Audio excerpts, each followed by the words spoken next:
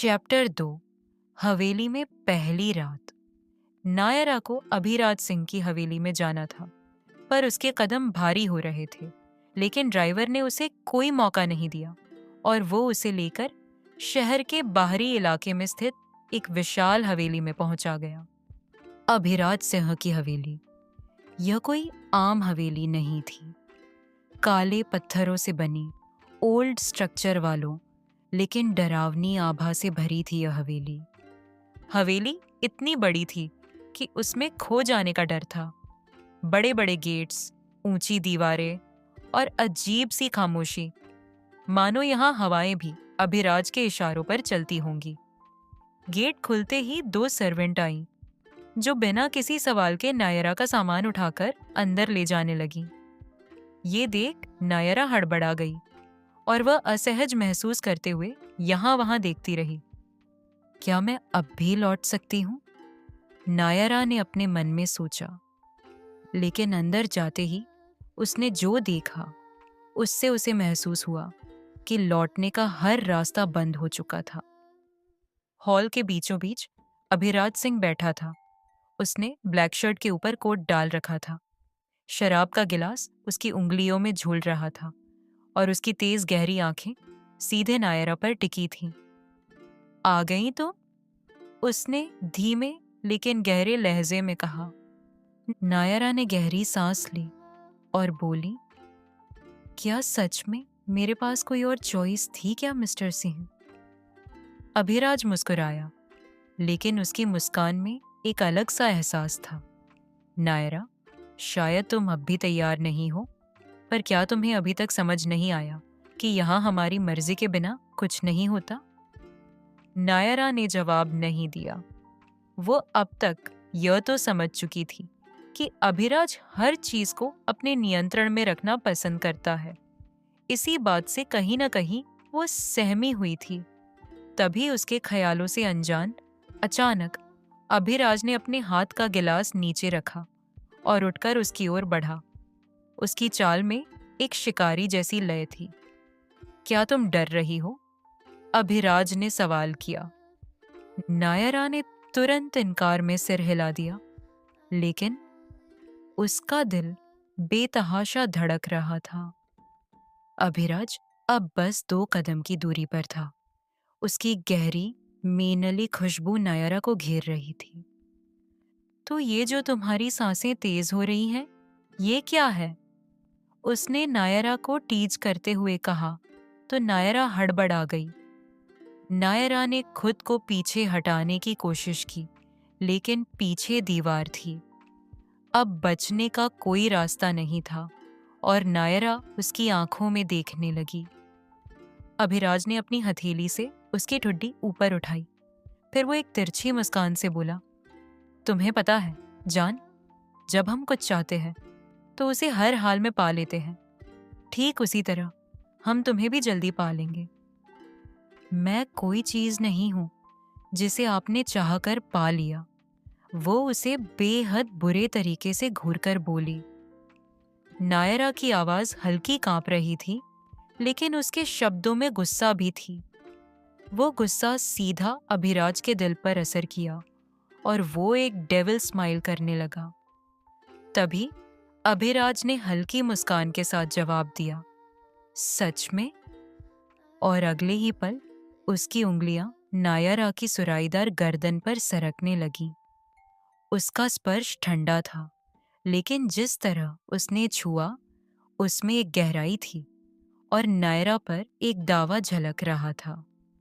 अभिराज बोला, तुम्हें खुद को हमारे हिसाब से ढालना होगा जान, वरना तुम्हें हमारी तय की सजा भुगतनी पड़ेगी। यह कहते हुए उसकी आवाज गहरी थी, जिससे नायरा के रोंगटे खड़े हो गए। बेडरूम में नायरा को हवेली के एक शानदार लेकिन अजीब से डरवाने कमरे में लाया गया। वहां का माहौल किसी राजसी किले जैसा था। महंगे पर्दे, आलीशान बिस्तर और दीवारों पर पुरानी पेंटिंग्स। नायरा तो हैरानी से उस कमरे को देखे जा रही थी। तभी एक नौकरानी ने कहा, यह अब से आपका कमरा है, फील कंफर्टेबल। फिर वो नौकरानी वहां से चली गई। नायरा को यकीन नहीं हो रहा था कि उसकी जिंदगी यहाँ आकर इस तरह बदल जाएगी। लेकिन इससे पहले कि वो और कुछ सोचती कि अचानक कमरे का दरवाजा खुला। नायरा ने उस तरफ देखा तो अभिराज अंदर आया था। कमरे में सिर्फ धीमी रोशनी थी। नायरा ने घबराकर पीछे हटने की कोशिश की, लेकिन अभिराज पहले ही उसके बहुत करीब आ चुका था। तभी अभिराज ने हंसते हुए कहा, ओ जान, क्या तुम अब भी सोच रही हो कि भाग जाओगी? अब हमें समझ नहीं आ रहा कि हम तुम्हें मासूम कहे या बेवकूफ। इसके बाद वो अजीब से हंसी से हंसने लगा। उसके शब्दों और लहजे में एक अजीब सा खेल था, मानो उसे किसी बात की गंभीरता से फर्क ही नहीं पड़ता हो। मुझे अकेला छोड़ दो प्लीज, नायरा ने डरते और हकलाते हुए कहा। तभी अभिराज ने हल्की हंसी के साथ उसका हाथ पकड़ लिया। प्रिंसेस, तुम शायद भूल रही हो कि तुम अब हमारी हो और हम अपनी चीजों का ख्याल रखना बहुत अच्छे से जानते हैं। मैं कोई चीज नहीं हूं मिस्टर सिंह, इस बार नायरा ने हल्की चीख के साथ तल्खी दिखाते हुए कहा। उसे गुस्सा और दर्द दोनों महसूस हो रहा था, लेकिन शायद अभिराज वो सब देखना ही नहीं चाह रहा था। नायरा की चीख अगले ही पल एक हल्की सांस में बदल गई, जब अभिराज ने धीरे से उसकी कमर पकड़ी और उसे अपने करीब खींच लिया। उसने उसके कान के पास फुसफुसाया, साबित करो, क्योंकि तुम मानो न मानो, लेकिन हमारा असर तो तुम पर बखूबी नजर आ रहा है। उसकी बात सुन नायरा का पूरा शरीर जम गया था। वो सन्न हो गई थी। हाँ, जिस इंसान से उसे नफरत होनी चाहिए, उसका असर उस पर क्यों हो रहा था? वहीं अभिराज की उंगलियां उसकी पीठ पर सरक रही थीं। उसकी पकड़ मजबूत थी, लेकिन नाजुक भी। नायरा की सांसें बेकाबू हो रही थीं। वो इस बंदिश से खुद को निकालना चाहती थी, लेकिन उसका शरीर उसकी नहीं सुन रहा था। ये इस घर में सिर्फ तुम्हारी पहली रात है जान। आगे बहुत कुछ होगा। Just wait and watch. Abhiraj ने मुस्कराते हुए कहा और एक हल्का किस उसकी गर्दन के पास छोड़ दिया। इस टच का सेंसेशन नायरा के शरीर पर दिख रहा था।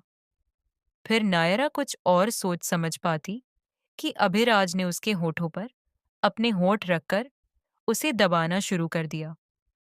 इस अचानक हुई किस से नायरा के रोंगटे खड़े हो गए। उस वक्त कमरे में सिर्फ नायरा की बढ़ी हुई धड़कनें और उसकी बेतरतीब सी चलती सांसों की आवाज थी। कुछ देर बाद अभिराज ने खुद को पीछे किया और खुद की डिजायर को कंट्रोल करके बोला, सो जाओ, कल से हमारी नई जिंदगी शुरू होने जा रही है। फिर उसने रूम की लाइट बंद की, फिर दरवाजा बंद किया और वहां से चला गया। लेकिन अब नायरा के दिल में कन्फ्यूजन और अनगिनत सवालों का तूफान मच चुका था। क्या ये सिर्फ अभिराज का जुनून था, या इसके पीछे कोई और गहरी सच्चाई छुपी हुई थी?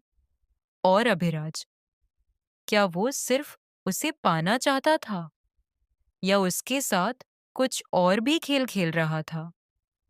नायरा ने अपने होठों को छुआ, जहां अभी भी अभिराज के होठों के स्पर्श का एहसास बाकी था। क्या नायरा इस जाल से बाहर निकल पाएगी, या खुद इस खेल में उलझ जाएगी? अगला चैप्टर जल्द ही। कैसा लगा ये चैप्टर, ये बताएं और लाइक शेयर कमेंट कीजिए। अगर आपको वीडियो पसंद आया हो तो लाइक करें, कमेंट करें और चैनल को सब्सक्राइब करना ना भूलें। बेल आइकन दबाएं ताकि नई वीडियो की नोटिफिकेशन सबसे पहले आपको मिले।